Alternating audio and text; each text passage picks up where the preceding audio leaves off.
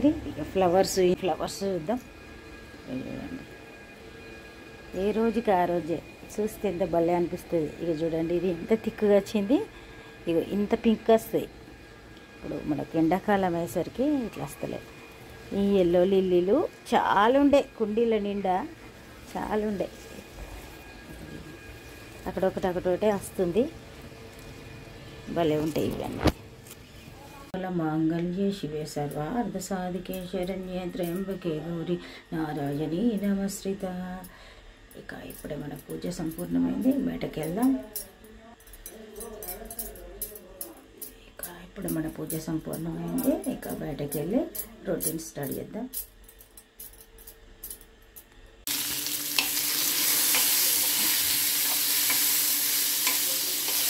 చల్లారిన తర్వాత ఇక కొద్దిగా ఉప్పేసి మిక్స్ పెట్టుకున్నాం. 2 స్పూన్లు నువ్వులు అయితే, ఈ స్పూన్ తోటి 2 స్పూన్లు అవుతాయి అంతే. దీనిలో మనం కొత్తిమీర వేసుకోవచ్చు, లేకుంటే కరివేపాకు వేసుకోవచ్చు. 2 అవసరం అనుకుంటే 2 వేసుకోవచ్చు. సింపుల్ పచ్చడి. ఏదంటే కొత్తిమీర మంచిగా కడిగి కొద్దిగా ఉప్పు వేసి మిక్సీ పట్టుకుంటే సరిపోతుంది. ఇంకా అవసరం అనుకుంటే వెల్లుల్లిపాయలు కూడా వేసుకోండి, ఇష్టం. నేను ఈరోజు ఫ్రైడే కాబట్టి ఇంకా వెల్లుల్లిపాయలు వేయ, మీకు ఇష్టం వేసుకోండి. ఇంకా చల్లారిన తర్వాత మిక్సీ పెడదాం. మరి స్టవ్ బంద్ చేసిన అంటే ఎప్పుడు కానీ ఒక్కసారి లోపల దిక్కు కూడా ఒక్కసారి ఇట్లా వేసినామంటే మంచి టేస్ట్ ఉంటుంది, ఇంకా బాగుంటుంది. పచ్చిగా అస్సలు ఉండదు. దోశ అంటే 1 సైడ్ కాలవాలి అని అంటారు, కాకపోతే ఇంకా అట్లా కాలిస్తే మంచిగా ఉంటుంది. మీకు ఎట్లా నచ్చితే అట్లా సర్వ్ చేసుకోవచ్చు. ఇక అంతే. ఎన్ని పక్షులు ఉన్నాయి చూడండి. ఇప్పుడు బాగా వాయిస్ చేసింది నైవేద్యం తినే పిట్ట అనుకుంటా. అసలు నీడకుంటున్నాయి అవి.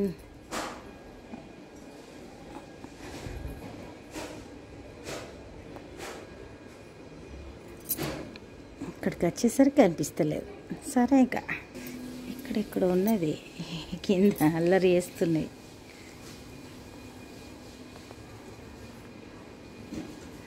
చిట్టి పిట్టలు భలే అల్లరి చేస్తాయి.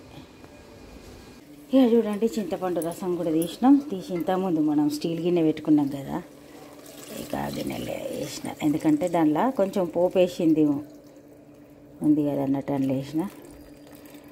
ఇక కొద్దిగా మసిలిన తర్వాత ఇంత బెల్లం వేసుకుంటామంటే వేసుకుంటే పోపు వేసుకోవచ్చు, లేకుంటే ఇట్లా అయినా వేసుకోవచ్చు. అయితే ఒక్కొక్కసారి ఏమవుతుంది, ఎంతో ప్రశాంతంగా వంట చేయాలనిపిస్తుంది. ఒక్కొక్క రోజు హెల్త్ బాగాలేక ఇక ఎట్లా చేసినా కుదిరే కూరలు ఉంటాయి కదా, మంచిగా కుదురుతాయి, అట్లాంటివి చేయాలనిపిస్తుంది.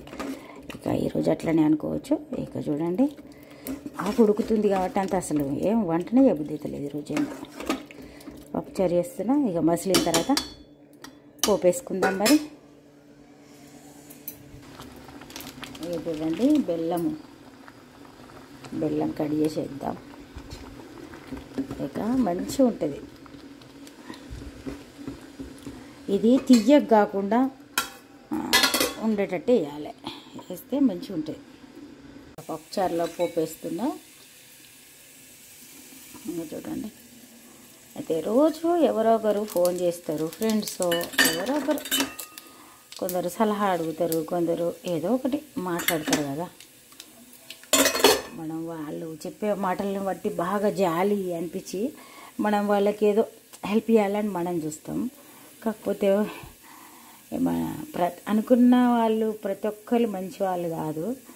అట్లని మనం ప్రతి ఒక్కరి గురించి బాగా బాధపడకుండా చేయొద్దు.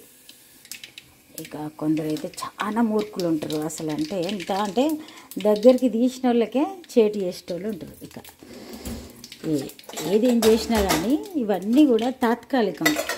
మనం ఏ చిన్న మిస్టేక్ చేసినా కానీ దానికి తగిన శిక్ష అనేది అనుభవించక తప్పది. 100% అది అంతే. ఇక అట్లాంటి వాళ్ళని చూసి వదిలిపెట్టుడే. ఇక కావాలని తప్పు చేసేటోళ్ళకు మనం ఏం చేసేది లేదు. ఓకే, ఇక భగవద్గీతలు చెప్పినట్టుగా చచ్చిన వాళ్ళు పుట్టక తప్పది, పుట్టిన వాళ్ళు చావక తప్పది అని చెప్పినట్టు అది మరి మనకు తెలుసా ఇప్పుడంటే ఇక అది చూడం. కాకపోతే ఇది అని శాస్త్రాలు పురాణాలు అన్నీ చెప్పినప్పుడు అది నిజం కాకుండా ఉండదు. అట్లా మనకు తెలియనంత మాత్రాన నిజం కాకపోదు. కాకపోతే కొందరు చాలా అతి తెలివి ఉపయోగిస్తారు. అతి తెలివి ఉపయోగించి మనం ఉపయోగించే అతి తెలివి ఎదుటి వాళ్ళకు తెలుస్తలేదు అనుకుంటుంటే ఒక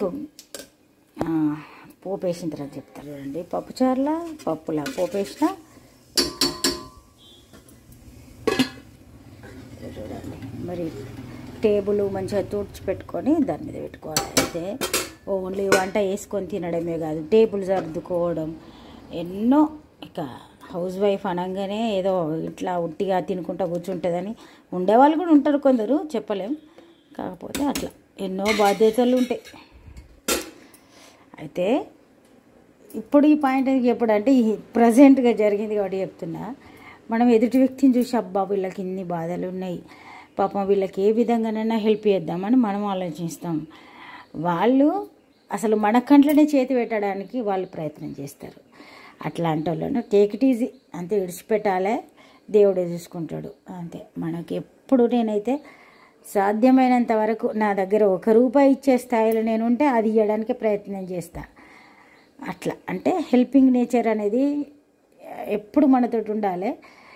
అది మనకు ఏది కావాలంటే అది దేవుడు ఇవ్వడానికి సిద్ధంగా ఉన్నప్పుడు, ఓన్లీ మనీ పర్పస్ అని కాదు, మనస్తత్వాలు కూడా ఉన్నతమైన వ్యక్తిత్వం ఏర్పాటు చేసుకోవడానికి అంత ఈజీ కాదు. పుట్టుకతోటే ఎవరైనా మంచి వ్యక్తిత్వంతో ఉంటాం. కాకపోతే సరౌండింగ్స్ చూసి మనం గొప్ప వాళ్ళను ఇంటర్వ్యూస్ ఇట్లాంటివన్నీ చూసినప్పుడు మన దగ్గర ఏం లోపాలు ఉన్నాయి, మనం ఎట్లా సరిదిద్దుకోవాలని కూడా ఆలోచించాలి. ఇక ఇది ఏదో మనం డిగ్రీలు పీజీలు ఇంకేమో చేస్తే వచ్చేది కాదు. అవన్నీ కూడా దాచిపెట్టుకుంటాం, ఫైల్ చేసి బీరువాళ్ళనో ఎక్కడనో పెట్టుకుంటూ ఉంటాం. వ్యక్తిత్వం అనేది మనం నలుగురిలో తిరిగేటప్పుడు అది ఒక బుక్ ఓపెన్ చేసిన బుక్ లాగా ఎదుటి వ్యక్తికి మనం ఒక అద్దంలాగా కనిపిస్తుంది మన వ్యక్తిత్వం అనేది. అది ముఖ్యం.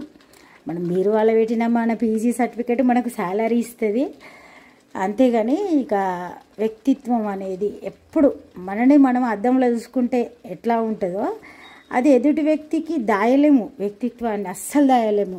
10 minutes మనం ఒకరితోటి మాట్లాడినప్పుడు ఈమె స్వభావం ఇట్లాంటిదని లైట్గా అర్థమవుతుంది. అదే ఒక 6 నెలలు 1 year వాళ్ళతోటి ఉన్నప్పుడు టోటల్గా వాళ్ళ స్వభావం ఏందనేది అర్థమవుతుంది. అంతదాకా కూడా ఓపిక పట్టి వాళ్ళని గ్రహించినప్పుడే డిసైడ్ చేయాలి.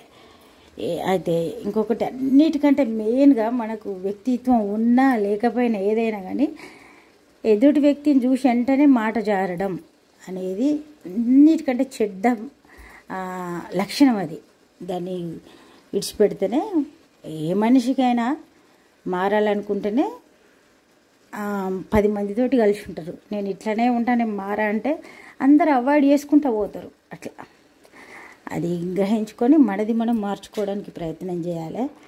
ఇక ఇంతకుముందే ఒక క్యాండిడేట్ ఫోన్ చేసింది.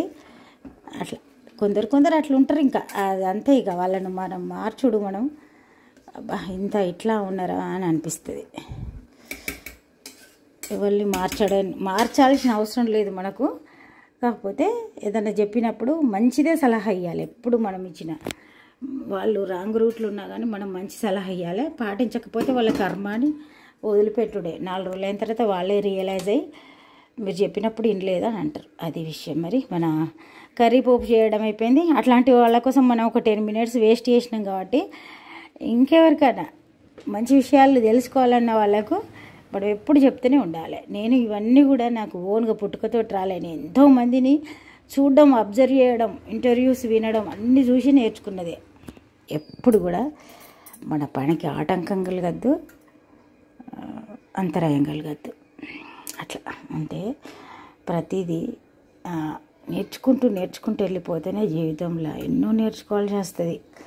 అసలు ఇప్పుడు ఓకే కొంచెం మంచిగానే జ్ఞానం వచ్చింది అనుకునే వరకు మనం అప్పటి వరకు అందరిని అనాల్సిన మాటలన్నీ అని మనం ఒక చెడు వ్యక్తిత్వంగా మిగిలిపోవద్దు.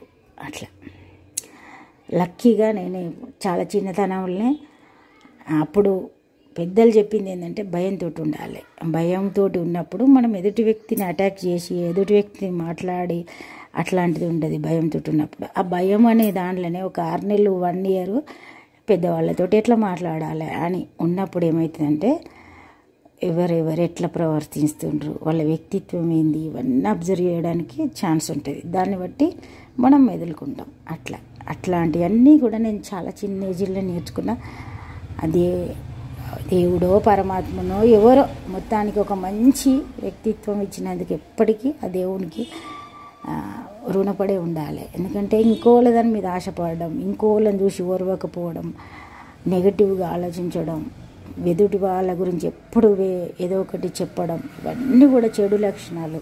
వీటిని మార్చుకొని మన జీవితం మనం అనుభవించాలనేది రావడం అంటే ఎంత సామాన్యమైన విషయం కాదు. తల్లిదండ్రులు చెప్తారు కొంతవరకు, ఓన్గా మనకు కూడా బ్రెయిన్ ఇచ్చిండు కదా దేవుడు. ఇక వంట అయింది, అన్నీ సర్దుకుంటా. ఇప్పుడు 10 minutes చేసిన తర్వాత ఇక్కడ కూర్చుండి అయితే బుక్ చదువుతున్నా. మంచి పాయింట్ ఇక్కడ భలే సంతోషం అనిపిస్తుంది. మరి ఈరోజు అయితే